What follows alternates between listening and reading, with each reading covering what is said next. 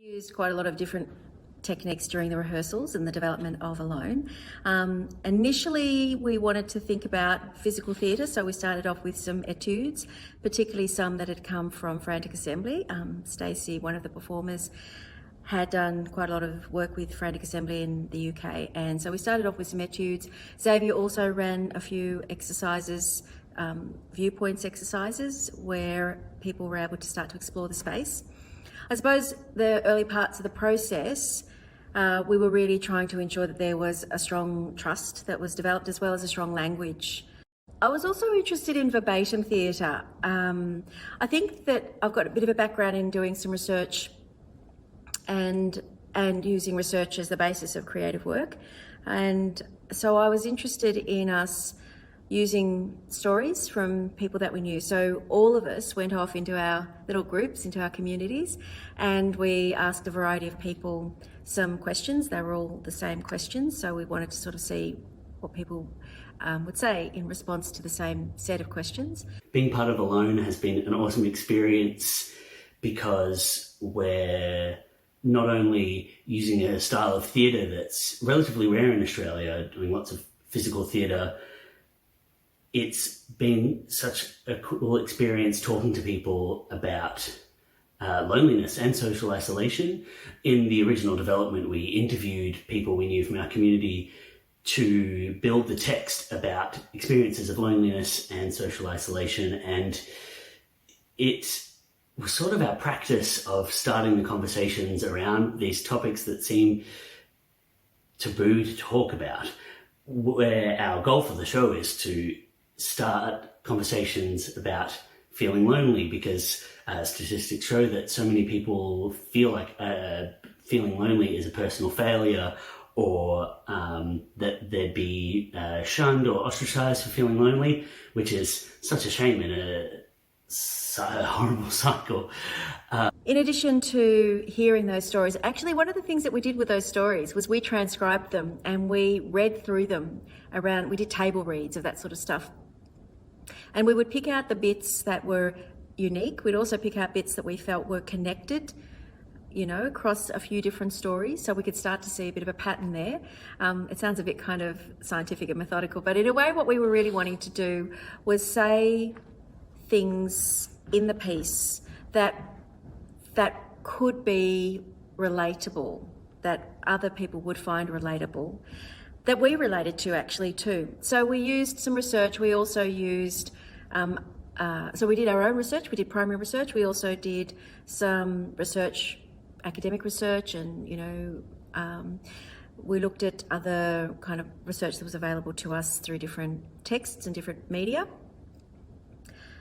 To the verbatim text that we had gathered from our community, we then kind of riffed on that. So we would do some improvisation activities, or I might do a writing activity, for example. I might use some prompts. And this happened, I used prompts quite a lot. I used prompts for some of the writing activities, which was, here's an opening line. So I meant to say started with, I meant to say.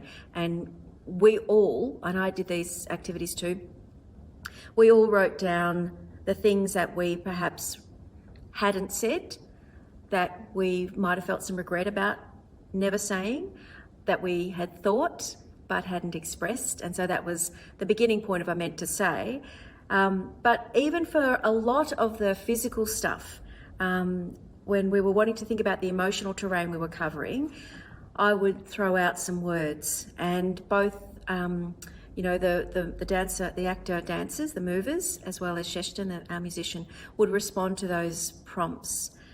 We had the luxury of being able to, everyone to go in together and the music to organically start.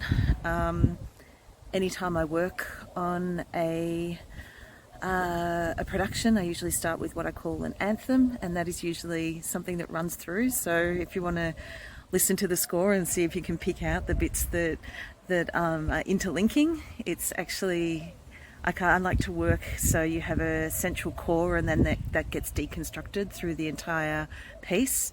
When we had everything that we were going to make, we did the same thing. We started to look at how are we going to sequence this. And one of the things about the sequencing that I felt was really important was, you know, a lot of the stuff that we're covering is quite somber. A lot of the stuff that we're covering can be heavy, but we didn't want to finish the piece on a kind of on a heavy note. We really wanted to sort of cover a lot of that heavy stuff initially, introduce it, but then start to find ways that we could open up some hope.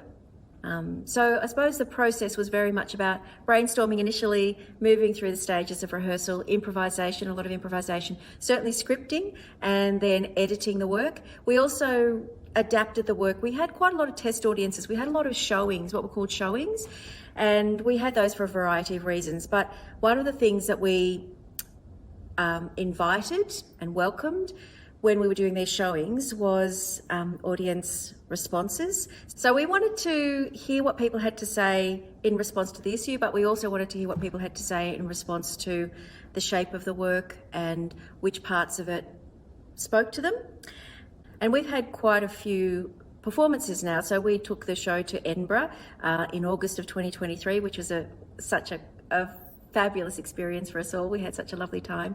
But the first version of Alone was very much shaped by the circumstances of taking it to Edinburgh. So we had a very specific space, a pretty limited sized space.